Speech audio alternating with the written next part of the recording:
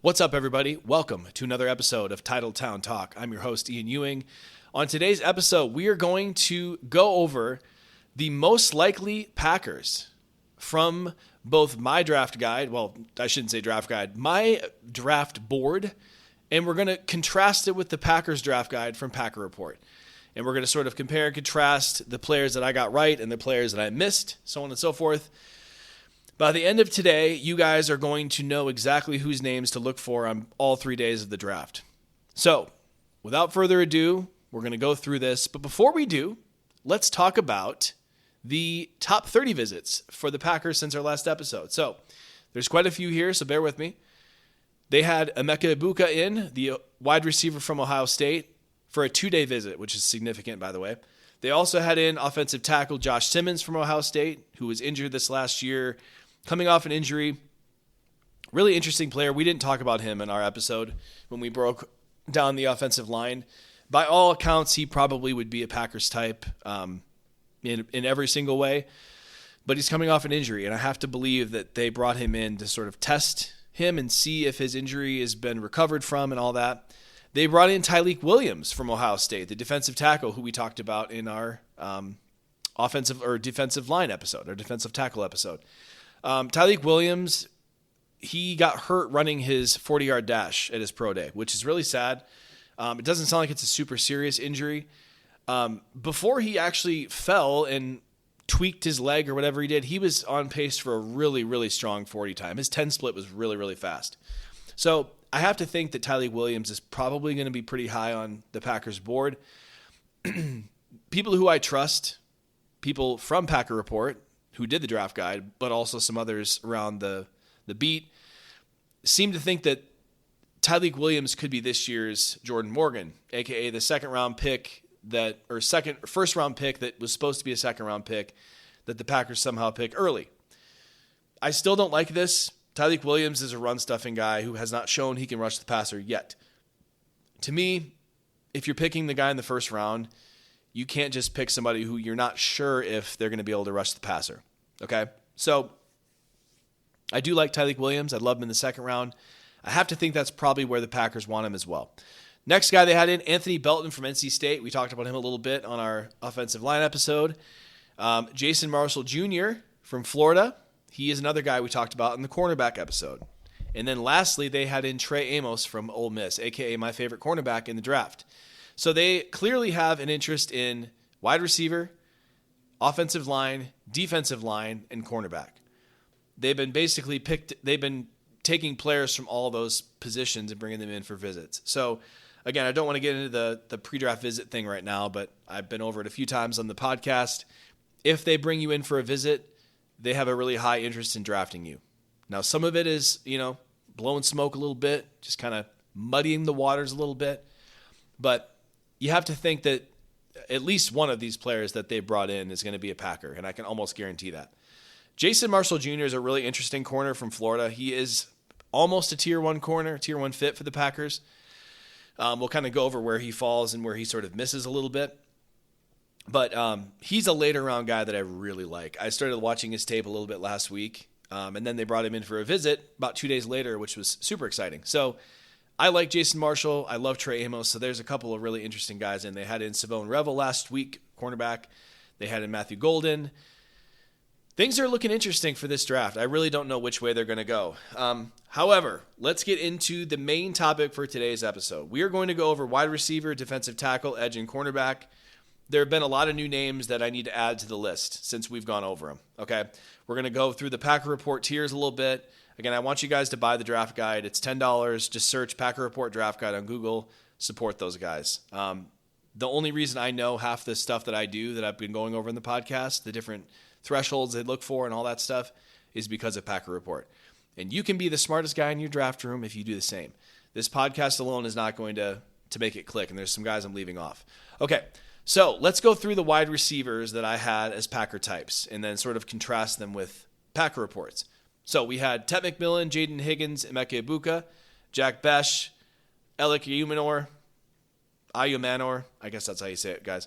Savion Williams, Trey Harris, Daquan Felton, Dante Thornton, Pat Bryant, Andrew Armstrong, Torrey Horton, Isaac Tisla, Isaac Nayor, Isaiah Nayor, and Sam Brown. So this is, again, shortly after the combine. There have been a lot of guys who did not test. So my goal was to kind of have them, pick from what we saw, pick bigger guys that are fast, essentially. But their actual wide receiver thresholds are 5'11", 195 in terms of size. They have to run at least a 4.57 40-yard dash. I would say they probably want something faster than that, but for the sake of the exercise, 7.08 3-cone at least, and they have to have production in college. So what I picked was people over 6'1", RAS over 8, and over 200 pounds. So again, pretty close, but here are the tier 1 guys. Again, according to Jake Morley from Packer Report. The highest fit wide receiver in the draft is Jaden Higgins. We knew this already. I think he's a first-round wide receiver. I have to think that the Packers have a first-round grade on him as well. Okay?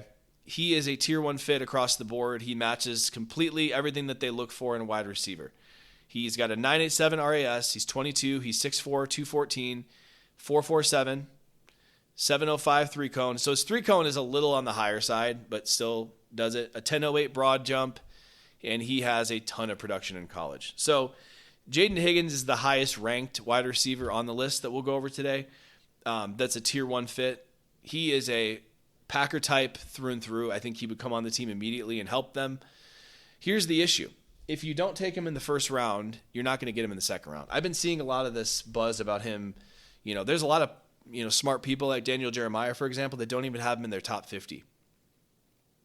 I think that's absurd. The fact that there aren't a lot of wide receivers in this draft is going to push him upboards, not back.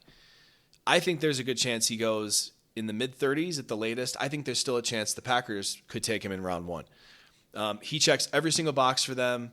I don't know how they could possibly have anything but a first-round grade on him. Now, again, do I know that for a fact? No. The issue is it might be too early to take him in the first round, and he's not going to be there in the second round. Okay? So I'm going to say that he's probably not a super likely pick.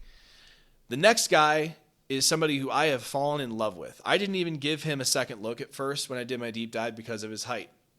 But he does weigh over 200 pounds. When I did a deep dive on him, guys, I fell in love with this guy. I'm so in love with this guy that if the Packers don't pick him, I'm going to be literally upset over it. I think he can be the best wide receiver in this whole draft. He's a tier 1 fit, hits every threshold by a mile, and he will be there in round 2. This guy is Jalen Royals from TCU. If they do not pick a wide receiver in the first round, guys, I will bet money on it they're going to pick him in the second. Bet money. Remember the name, Jalen Royals. He reminds me a lot of Greg Jennings. A lot of people have said that Matthew Golden is like Greg Jennings. Jalen Royals is Greg Jennings when you watch him, except he's bigger. He has incredible run after the catch ability. He can catch. He's got great hands. He runs really, really crisp routes. He can beat press. He can beat zone. He can go deep. And again, he had some plays, guys, where he would just take a slant and he would just take it up for like 50 yards. I mean, I think Jalen Royals, the fact that I didn't catch him the first time around is kind of embarrassing for my credibility. Not to dissuade you guys from listening, of course. But I really, really, really like Jalen Royals from TCU. So, sorry, I keep saying TCU. It's Utah State. I'm sorry, guys. Utah State is where he's from, not TCU. So, again, I think he's going to be there in the second round. I think that he could be the best receiver in this draft. He's the next second round wide receiver, say that 10 times fast, that comes in for the Packers and just dominates. The next guy, missed him completely too, Nick Nash from San Jose State. He's a former quarterback, which is kind of why I overlooked him. The other reason I overlooked him a little bit is because his RAS isn't super high. His 40-yard dash is a little on the slower side. Let me pull his numbers up really quick just to kind of contrast a little bit. So he had a 6.63 RAS. He is 24, but 6'4", 203, 4.55, 40. His 3-cone is 7.08, so right on that dot. And his broad jump is 10.3. The thing about him that's really interesting, sorry guys, he led the entire country this year in production. He was the Triple Crown winner. Most touchdowns, most catches, most yards. So when I turned the tape on for Nick Nash, I was really, really impressed with him. I think he could be a big steal in this draft.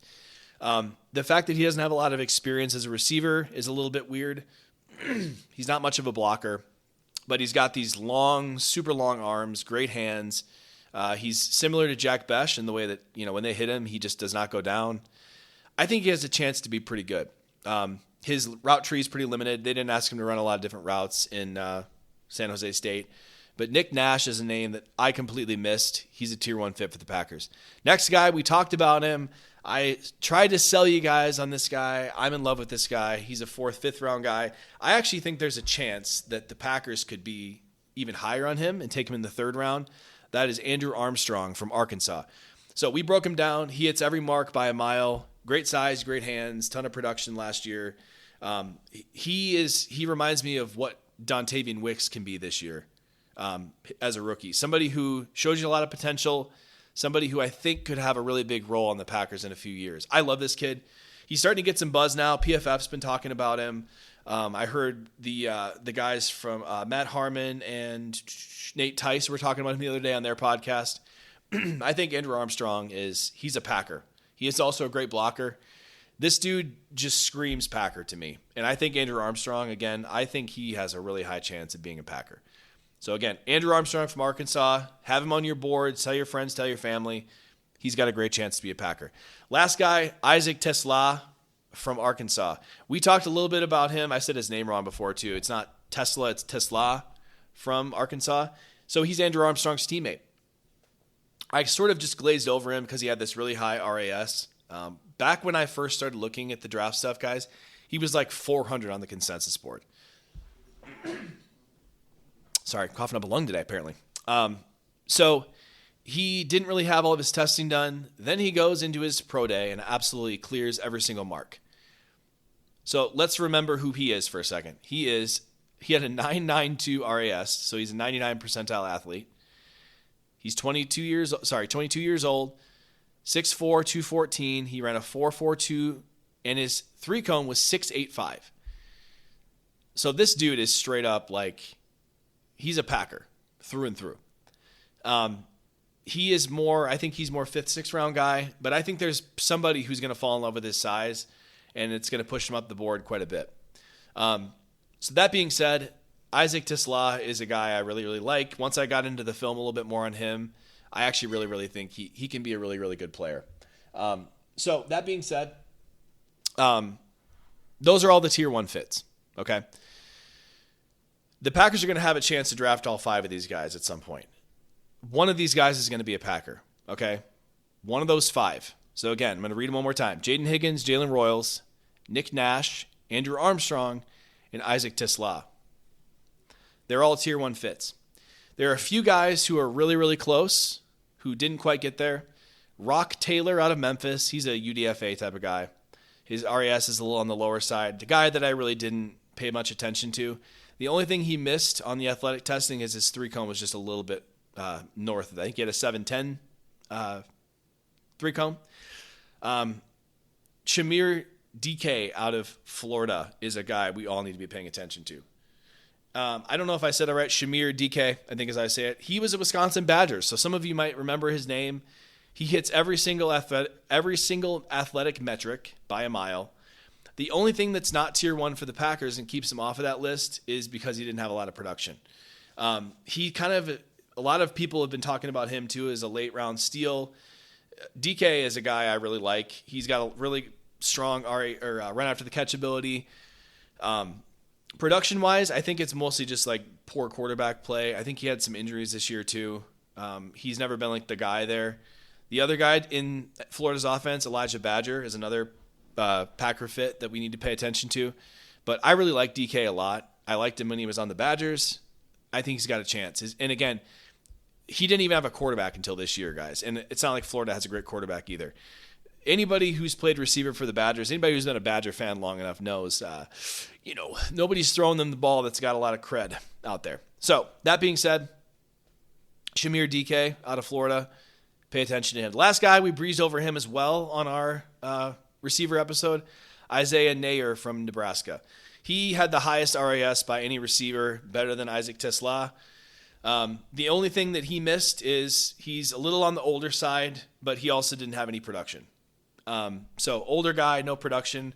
Don't think he's going to be a high fit, but again, something to pay attention to. If we look at honorable mentions, guys, we have Jalen Newell out of Iowa State, so basically Jaden Higgins' teammate. Big fan of his. If the Packers, needed a slot guy to take Jaden Reed's place, or if they wanted to move Jaden Reed outside, I think Jalen Nowell is a pretty Jalen Knoll, not Jalen Nowell. He's a guy I really like. But he's just too small. I don't see him being a Packer. So the rest of these guys are all guys we talked about. All of them could have been Packer types, tier ones. We just didn't have all the testing. So Jack Besh, he's missing the 40. But Jack Besh he's a second rounder. I think he's going to go higher than 54 in the second round. So I don't think he's going to be there when the Packers pick. But he was the hero from the Senior Bowl. You guys know from my receiver episode, I love Jack Besh. He is probably the sneakiest Packer fit out of all these guys. I didn't know how good of a blocker he was either until I turned the tape on. So Jack Besh. Trey Harris did not do the 3-cone. He does not move very well laterally. That was sort of, what I noticed a little bit on tape. And, Mississippi has a weird offense. That's another problem with his tape. He ran a lot of vertical routes, does not have a lot of diversity on the route tree. If you're taking Trey Harris, you're betting and you're hoping that he can run all the different routes. Elik Ayumanor is another guy who I think is going to be a perfect Packer. He does not have a 3-cone. Everything else hit by a mile. He blocks really, really well. I really have started to like him a little bit. Ayumanor. I don't know how to say that, guys. Elik Ayumanor. That's how you say it, I think. He torched Travis Hunter against Colorado this year. He is a really, really fun receiver. I think he started to really grow on me a lot. I do think there's a really, really good chance that the Packers will overlook the 3-cone with him. But you have to wonder, why didn't he run the 3-cone, right? Emeka Ibuka did not do the broad jump, but he hits everything else.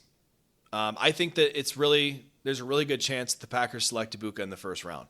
Having him in for a workout like that and doing a 2-day meeting like that, that's really, really interesting to me. Torrey Horton is a guy that it could also be a tier 1 fit. Did not do the 3-cone, which is, again, big thing for the Packers. Elijah Badger, we just talked about him. He did not do the 3-cone either. Also doesn't have a lot of production, but I like him as well. Luther Burden.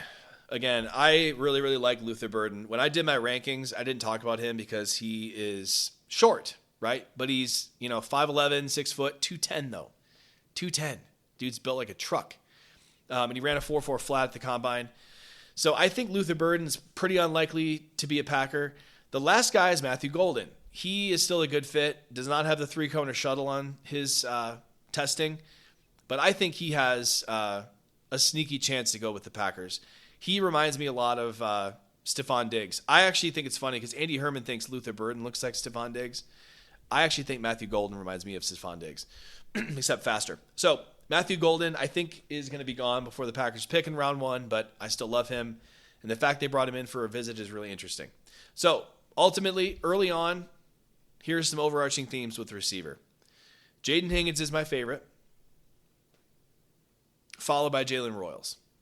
Okay. That being said, I think the most likely receiver is Jalen Royals. Okay. So again, between the two of these guys, like picking between my two dogs. Like, it's really hard to choose. Would I rather have Jaden Higgins in the first or Jalen Royals in the second? I would pick Jalen Royals in the second. Okay. There's still a chance the Packers trade down in the first round. If and when that happens, I think it makes sense to take Higgins. Royals is a round 2 pick. He has a 3rd round grade on him from some outlets. There's no way he's going to be there in the 3rd. The weird thing is, if you don't pick one of these two, we just talked about it. There's other fits in the draft later that make a lot of sense, whether it's Tesla or it's, Armstrong, whoever. I think there's Nick Nash. There's a few other guys, right, we talked about. I think it's smart if they pick a pass rusher in round 1, take Jalen Royals in the second. Okay, and we are going to do a quick mock draft here at the end here that I've been sort of teasing for you guys that I want to go over. But again, tier 1 fits for the Packers: Jaden Higgins, Jalen Royals, Nick Nash, Andrew Armstrong, Isaac Tesla, Shamir DK, Isaiah Nair, just missing production, And then we have all the guys' names we know that don't have all the testing that we talked about. Out of those 5, Andrew Armstrong just feels like a Packer. I just have a feeling that they're going to call his name by the end of the draft. Jalen Royals also feels like a Packer. He's that next guy in the second round who I think can be special. So again, we went all through all the names, read all of them down. I'm super, super excited. Let's talk about defensive tackle. Okay? So we talked about a lot of them, and there were a few that we missed. We'll go over that in a second because we didn't have testing from them. Okay? So the Packers like 80th percentile broad jump, 6'2" and over, 295, 6'5" RAS. So for me, I picked only 8 RAS and higher, didn't look at the broad jump, and I looked at 6'1" and over. Okay? So I kind of missed quite a few of these guys, whereas the Packer Report guys nailed it. Kenneth Grant checks every single box. We talked about Kenneth Grant in our episode. I think I still like Derek Harmon the best out of all the guys, but I really like Kenneth Grant as well. A lot of mock drafts have him going before the Packers pick, but he checks every single box. And if you throw his numbers into the nose tackle position in RAS, he actually has a lot higher RAS than that. So his RAS score, guys, let me pull it up quick, 712 RAS. So again, he's not the most athletic guy, still a 71 percentile athlete. He didn't have testing when we did our defensive tackle episode. I still think he's going to be gone, but I really think Kenneth Grant makes a ton of sense. The next guy, tier 1 fit, Darius Alexander from Toledo. We talked about him as well. Checks every single box. Senior Bowl, team captain, everything. He's just 24 years old. He's 24 years old. The Packers did pick Devontae Wyatt in the first round at 24, right? Or I think he was 23. I don't think he's going to be the first round pick. It's also they don't like guys from small schools in the first round. Toledo's a real small school.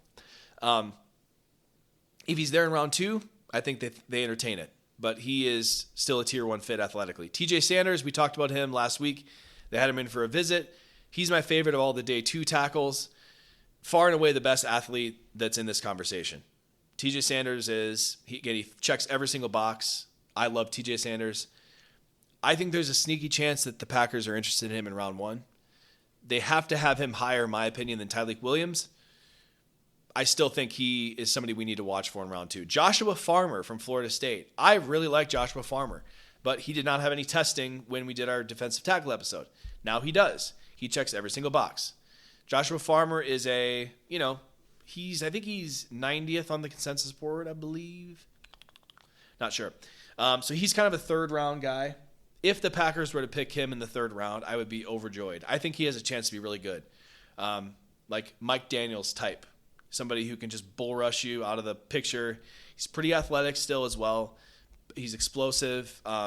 Big fan of him. Cam Horsley out of Boston College is a guy that we did not talk about. I don't really know much about him. He's a tier 1 fit, definitely a later round guy. Zeke Biggers from Georgia Tech. We talked about him a lot. I really like him.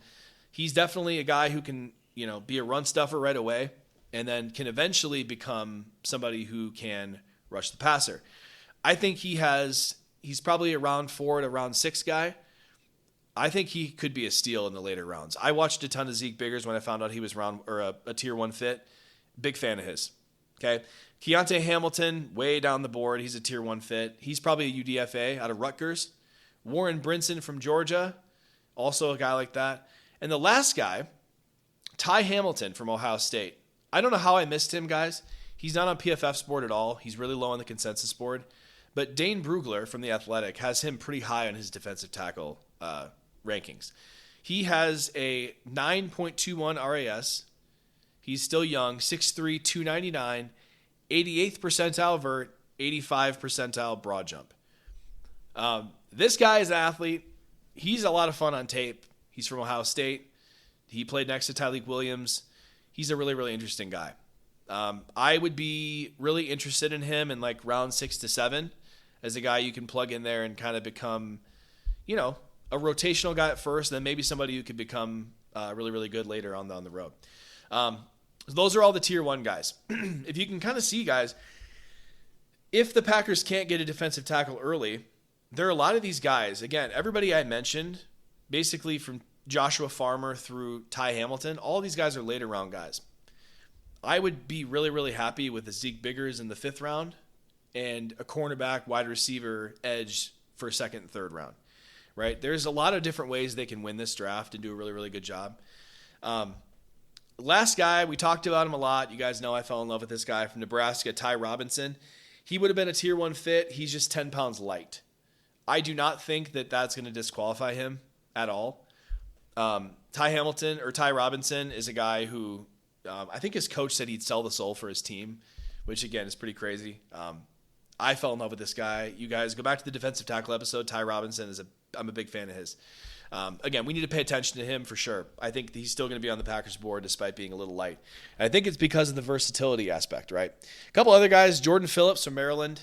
He missed the tier 1 by a half an inch in height. Probably a third, fourth round pick, but I like him. Shamar Turner, another guy who's, second, third round, maybe fourth round range. He doesn't have a lot of testing to qualify, but he's another guy they might be interested in. And then the rest of the guys, Walter Nolan, Derek Harmon, Tyleik Williams. We don't have all the testing for these 3 guys. You guys know how much I love Derek Harmon. If they pick him in round 1, I think he's going to go on to be a really, really special player. We don't have all the testing on these guys, so we can't call them tier 1. They're not going to pick Walter Nolan. I'm pretty sure about that. Tyleik Williams is a run stuffer only. I don't think they're going to pick him in the first. Derek Harmon, they don't have the testing for him, like I said, but he is a perfect fit in round 1. But I don't think he's going to be there. That's another hot take. Okay. So given what we know here, they could go edge in round 1, wide receiver round 2. Then maybe they go, again, one of these guys we talked about, Joshua Farmer in round 3, Zeke Biggers in round 4. I think TJ Sanders is probably the most likely guy out of the early guys that we talked about. But if Kenneth Grant makes it to 23, they're probably going to be really interested in him. Let's talk about the edge guys, pass rushers. This is a really, really easy one. We nailed most of these. Thresholds for edge, 6'4", 260, 8 RAS. So those are all the ones that I had on my board that I looked at. The only thing that Packer Report added, 80th percentile broad jump, 34-inch arms. That's the other couple things they look for. So this is really, really close to mine. I felt pretty comfortable with my rankings here. Shamar Stewart is the best edge fit that there's ever been in any draft for the Packers. You guys know I am in love with Shamar Stewart. There's a lot of talk right now about him and the lack of production in college, all this stuff. Go and look up Justice Mosqueda from Acme Packing Company. Look up the videos that he's done where he's talked about Shamar Stewart, why his production hasn't been there, and why he's still worth the pick in round 1. I've gone back and forth on this, and it's because this is how, things are this time of year with the draft. Initially in February when we were looking at the board, everyone's like, oh, Shamar Stewart's a Packers type through and through. Then he goes into the combine and blows it the F up. And then everyone's like, oh, this guy could be a top 10 pick, top 15 pick. And now it just feels like everybody's souring on him again. There are a bunch of guys who are saying, like the guys that from the 33rd team, Sam Monson and Steve Palazzolo, love those guys. They think he's the 8th best defensive end in this draft. I think that's completely absurd. I can guarantee you guys this. Remember me saying this right now. If Shamar Stewart is on the board at 23, Goody is going to run that card in. And if I'm wrong about that, it will shock everybody, not just me, in Packers media. I love Shamar Stewart. No surprise, he's a tier 1 perfect fit. Next guy, he hit every mark as well. We talked about him in our episode. JT Tuimoloau from Ohio State. So JTT from Ohio State. I think he's probably going to be there in round 2. If you miss out on edge in the first round, let's just say you go Ibuka in the first round or Savone Revel in the first round, and you need to get an edge in round 2, I think JTT could be there. He hit every single mark for them. The only thing that I was a little bit nervous about with him when I looked and did my edge rankings is he's only 265, so he's not quite as big as some of the guys they've had before. But I think, again, now that all of his testing is in, he had a 901 RAS, so he's definitely athletic enough. I think he's got a really good chance to be a Packer as well. I don't think he's worth a pick in round 1. Love him in round 2. The next guy, we talked about him as well, Savion Jones from LSU. We broke him down in the Edge episode. He did not have testing at the time. Okay? All of his testing came in. Turns out, beautiful, perfect fit. Grade A fit. He is 141 on PFF's board. I think he's 160 on the consensus board. I can guarantee you guys right now the Packers have at least a 3rd round grade on him. Okay? His testing was all there. He's a great fit. He's a perfect guy to get in round 3, round 4. Would not be surprised if he had a round 2 grade on him from the Packers. That's how high I think the Packers will have him. So Savion Jones, again, go back to the defensive tackle episode for a deeper dive. Big fan of his. Definitely more of a speed to power guy. Hasn't shown a lot of pass rush plan, but he's a physical specimen, man. 919 RAS, 280, 34-inch arms. Freak show. Savion Jones, he's a new addition to the perfect fits thing. Landon Jackson, Packer Report did not have him as a tier 1 fit because his arm's a little bit short. He's a tier 1 fit, 100%. Landon Jackson from Arkansas. Guys, he's the name to look for at 23 that everyone's going to be like, oh, wow, he's more of a 2nd round guy, right? I guarantee you guys the Packers are high on him. He checks every single box that the Packers look for. Okay? Again, outside of his arm length, he's a tier 1 fit all day long. Landon Jackson. Hear this now. I think there's several different ways they could go. If all the edge players are gone in round 1, all the receivers are gone, which is, by the way, a very likely possibility. If it's Landon Jackson and Walter Nolan, or even Landon Jackson and, Emeka Ibuka, right? I think they probably pick Landon Jackson. Would I take him in the 1st round? I'm a little nervous about that. But he checks every box. Team captain, Senior Bowl. Great size, great athleticism. It's funny because people are starting to talk about him as a 1st rounder now. He kind of has the same profile as Lucas Van Ness, except he has a lot more production in college. Every time he went against a really good tackle this year or a good team, he played his best. So you could really easily talk me into Landon Jackson in round 1. I think we need to be at least prepared for it because I think the Packers are going to have him pretty high on their board. And he's not going to be there in round 2. Next guy, we talked about him too. Love this kid. Tyrion Ingram Dawkins from Georgia. Again, he was a defensive tackle who moved to defensive end. He's only slightly like a 1/4 of an inch on his arm length out of tier 1. I can guarantee you guys the Packers have him high on their board. I shouldn't say high on their board. He's really low on the consensus board. He's a 4th to 6th round guy for the Packers all day long. Just an athletic specimen. He is completely raw as hell. He has, what is his age? He's 21 years old, 904 RAS, 6'5", 273, 94th percentile broad jump. Again, he's in the 200s on the consensus board. Ironically, PFF actually has him higher than consensus, which is interesting. He's a guy that we should be listening for in the later part of the draft. They don't get a pass rusher early. I think there's a good chance they'd be interested in him late. So, again, developmental guy, interested for sure. Fadil Diggs is an interesting player from Syracuse. He is just 3 pounds away from a tier 1 fit. And then the next guy, Tyler Barron from Miami. We talked about him too. He was freaky athletic, 977 RAS. He's missing the weight threshold by about 2 pounds. So again, would I be surprised if the Packers picked him late? Absolutely not. So Fadil Diggs and Tyler Barron are really interesting guys. Kyle Kennard was tier 2. He missed the 260 mark by 4 pounds. Jordan Birch. You guys know I love Jordan Birch too. He's another guy I love in the 2nd round. His arm length was a little bit short, but again, just a 1/4 of an inch. So it's not going to disqualify him, but he does not have all of the testing. So apparently people are really differing on how high he is on the board. To me, he's a 2nd round grade for me all day long. I'd actually be surprised if he's not a 2nd round grade for the Packers too. He is a really, really interesting guy. We talked about him in the defensive tackle episode, the edge episode. I don't want to bury him too much, dig into him too much here. But you guys know I like him. I talked about him a ton. So he's not disqualified at all. I still think he's a tier 1 fit as well. Femi Oladejo from UCLA narrowly missed. We don't have the full testing from him yet. I did learn something interesting from him though. Okay, so we're missing his RAS score. He missed the weight threshold by about 1 pound. So he's definitely tier 2. I did find out though that he's part of some weird cult or some sort of religious thing that apparently has a lot of NFL execs really nervous about him. Have to believe he's not going to be someone the Packers pick. But get this one. Mel Kiper had Femi Oladejo in his first round mock this week. So it's possible, and he gets that mock, remember, from what he hears from GMs. So I have to think that it's at least someone to keep an eye on. The last guy we're missing, Mykel Williams. He's a round one guy over and over again. He does not have all the testing. He did have the arm measurement, height and weight, all that stuff. He checked that box easily. To me, though, Mykel Williams, I think he's starting to rise back up draft boards.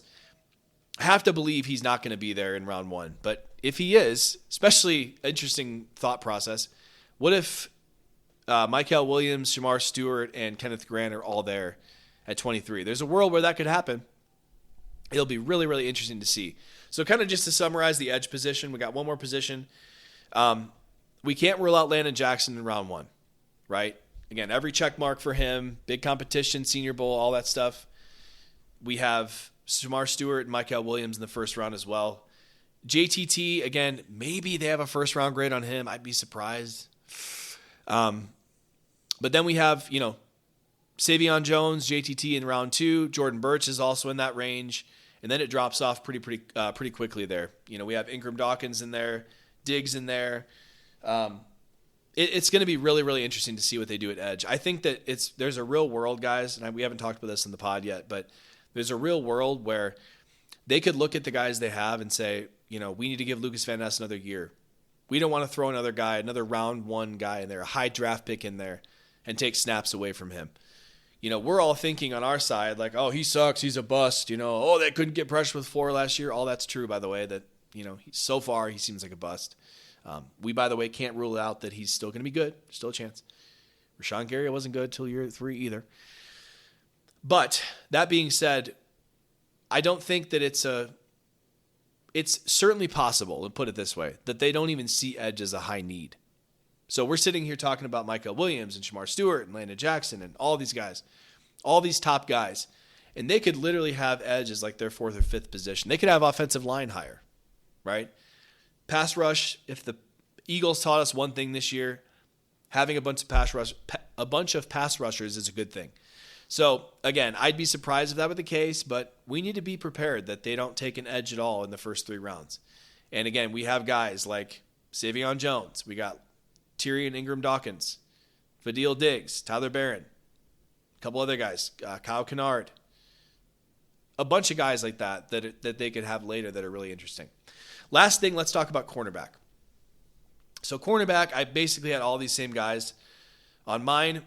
Thresholds 7 or less 3-cone, at least 190, at least a 4.6 40, and 5'11". Okay? There are not a lot of guys who are tier 1 in this draft, which is really, really interesting. Okay? And that really makes it difficult for us to zero in on somebody who is like a grade A perfect fit for them. The top guys that everyone's talking about in round 1 and 2, these are all guys who were hurt last year, right? We talked about Darian Porter. He is the best cornerback fit for the Packers thresholds ever. His athletic profile is freakish, right? He's also a Senior Bowl guy. Great senior season, but he's barely played corner, right? We talked about him a ton in the podcast, the first podcast. There is no chance they were going to take him in round 1, but he could have a round 2 grade for them. I'd feel better if it was round 3. He's old, remember. So I think Darian Porter, again, he checks every box. We need to be aware of or aware of him. I really like Darian Porter. I actually would be shocked. I would not be pissed at all if they took him in round 2. We need to be prepared for that. But again, his age is what makes me nervous. But again, as far as athletically, tier 1 fit. Another tier 1 fit, Caleb Ransaw from Tulane. We talked about him as well. Super versatile guy. He plays safety, nickel, outside corner. Freak show athlete. He checks every single box. I think he's a little bit later in the consensus board. I think he could be a round 3, round 4 guy, and wouldn't shock me in the slightest if the Packers saw him in that same vein. Okay? If you guys haven't watched Caleb Ransaw's tape, it's fun. Go watch it. Caleb Ransaw from Tulane, also a tier 1 guy. Bilal Kone, I do not know how to say his last name. Bilal Kone, that's it, guys. Bilal Kone from Western Michigan, sorry. We talked about him on the cornerback episode as well. Big fan of his. He's a tier 1 guy. More of a round 5 to round 7 guy. But Bilal Kone from Western Michigan, big fan of his as well. Tier 2, we talked about Noel Williams. I really like Noel Williams. Great ball skills, insane senior season. The only thing that's making him a little bit less is his RAS was only 708. His 40 was a little on the slower side, but he did have a good 3-cone. His height is what's taking his RAS down to 7. If he was 6'1", his RAS would have been over 8. And he's actually almost 6'1". Again, we're talking like barely missing 6'1". Another guy, Za Frazier from UTSA. He's a later round guy. He just misses the threshold by 186 pounds, so he's right there. Keaton Crawford from Nevada. He's 5'10 and a half, so he missed it by literally half an inch. He's a really late round guy, but also a tier 2 guy. Isis Waxter from Villanova. His RAS is missing by about 0.2, so barely. He's really low on the consensus board, but I actually like him too. And then Jahdae Barron from Texas is a tier 2 guy as well. Guarantee you guys this. He will be in strong consideration in round 1 if the Packers do decide to, if he's there, right? Another guy we talked about at the beginning of the show, Jason Marshall Jr. He's just missing the 3-cone. Same with Trey Amos. Checks every single box, just missing the 3-cone. Azariah Thomas. God, I cannot talk today, guys. I'm sorry. He's also a tier 1 guy, just doesn't have the 3-cone. So I do not like AZ Thomas's tape at all. Not a fan whatsoever. I would not be happy with him in round 1. Round 2, I'd be okay with it. Not round 1. Just too slow for me. Really bad makeup speed. Doesn't have a lot of versatility. Not a big fan. The other guys, Will Johnson. We talked about Will Johnson over and over again. If he falls to Green Bay in round 1, you run that damn card up. Savone Revel, again, missing athletic testing. Doesn't have a 40. Doesn't have a 3-cone. Same with Benjamin Morrison. Benjamin Morrison checks every box too, guys, outside of the injury. I have to think that the injury is going to have him disqualified for the Packers. This hip injury makes me really, really nervous. But guys who I really respect think Benjamin Morrison could be really, really good. Okay, so we'll kind of just leave it at that with him. We have to talk about one other guy. We didn't talk about him yet. Maxwell Hairston. He checks every single box for the Packers. He did all of his testing, but he misses their weight threshold by about 7 pounds. In his Instagram story recently, we talked about this in the episode, they did bring up the fact that he gained some weight. If the Packers think it's good weight, I really like Max Hairston a lot from Kentucky. I would actually be really surprised if they didn't have some interest in him. Technically speaking, he's not a tier 1 or tier 2 fit because of his weight. But I think he's a freak athlete. He ran a 4.28 40, 9.63 RAS. He's someone to keep their eye on as well. So, again, when we look at quarterback, I think there's really good options in round 1 and round 2, and then it falls off a cliff really, really quickly. Okay? So, like I mentioned before, it's a weird year to need a corner. They don't have a lot of guys in tier 1. Okay? Last year, everybody was pissed about how they didn't take a corner. And if you think about it, right, they ended up picking Kalen King, but they did not have anybody that was a tier 1 fit last year at cornerback. Despite all the guys that were there that they could have taken, you know, Kool-Aid McKinstry is one of them. There's a bunch of corners last year. Only one corner was a tier 1 fit. I don't even know the guy's name. Don't remember his name, but he plays in Canada right now. So they really do care about these thresholds. Those tier 1 guys that we went over, I'm going to go over them one more time. Darian Porter, Caleb Ransaw, Bilal Kone from Western Michigan. Again, I'm going to say it over and over again. Those are the 3 guys to keep your eye on. I do not think there's any chance that they're going to take anyone that's off that list. We'll just say that. Okay. So that is going to do it for today's episode, guys. I did want to just give you a couple of mock drafts simulations I ran from PFF here. So I ran the first one. I took Jaden Higgins in the first round because I think it's possible. We did JTT in the second round, which is also possible. Josh Farmer in the third. Noel Williams in the fourth. Caleb Ransaw in the fifth. Andrew Armstrong in the sixth. Round 7, we got Joshua Gray, the guard from Oregon State. And in round 7, we got Smile Munden from Georgia. So that's a really, really good draft there. That's the assumption that they take Jaden Higgins in the first round. Then they go edge in the second round. Okay, and then they get their defensive tackle in round 3. They get a couple corners. And then Andrew Armstrong getting some wide receiver depth in round 6. I actually like that draft, like that possibility. This next option we have is Savone Revel in round 1. They had him in for a visit. Certainly possible. Then we took Jalen Royals in round 2, which is my number 1 favorite thing right now. Joshua Farmer, defensive tackle, round 3. Isaac Tisla, wide receiver, round 4. Then we took Tyrion Ingram-Dawkins in round 5 at edge. Zeke Biggers in the 6th at defensive tackle. We took running back Raheem Sanders in the 7th. And DJ Ongalele, the quarterback from Florida State. He's an interesting guy, a prospect to watch in round 7. So in this one, we went corner early. We picked up Joshua Farmer in round 3. We got edge, depth, potential grow, somebody we could grow into that position later in Ingram-Dawkins. I like this one a lot too. Then I did a force draft where I took Landon Jackson in the 1st. Basically, all the other guys were gone. We got Landon Jackson. We went edge round 1, Jalen Royals round 2, Joshua Farmer again round 3. He's always there in all these mock drafts. He's somebody to watch in round 3. Round 4, Caleb Ransaw. Round 5, Isaac Tisla. Ty Robinson, I put him on there anyway. Round 6, Montrell Johnson Jr., the running back from Florida in round 7. And then we took Smile Munden again, the linebacker, in round 7 as well.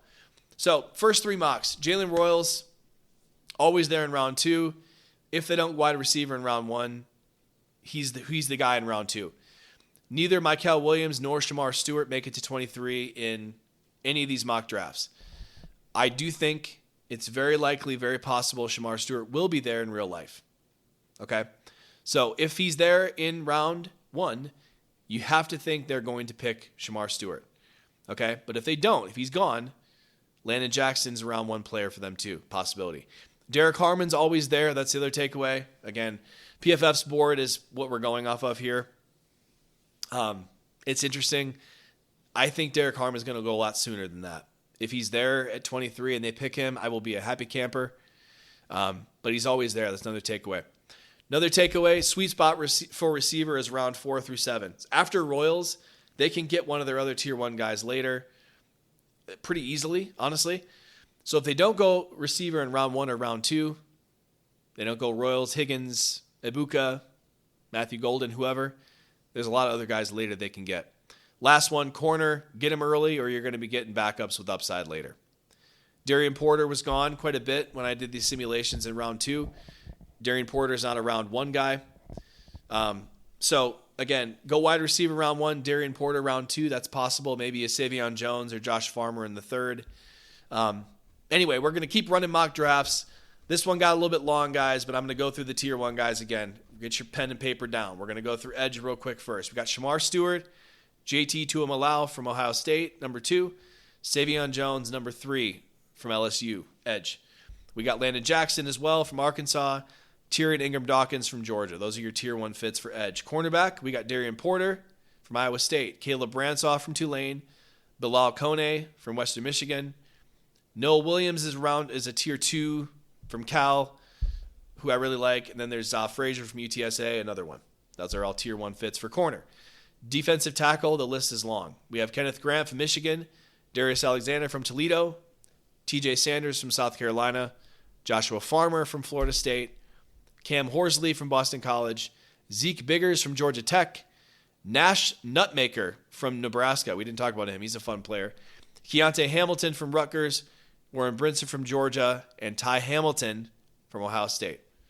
At wide receiver, last but not least, Jaden Higgins, Iowa State, Jalen Royals, Utah State, Nick Nash, San Jose State, Andrew Armstrong from Arkansas, Isaac Tisla from Arkansas, Shamir DK from Florida, and lastly, but not least, Isaiah Nair from Nebraska.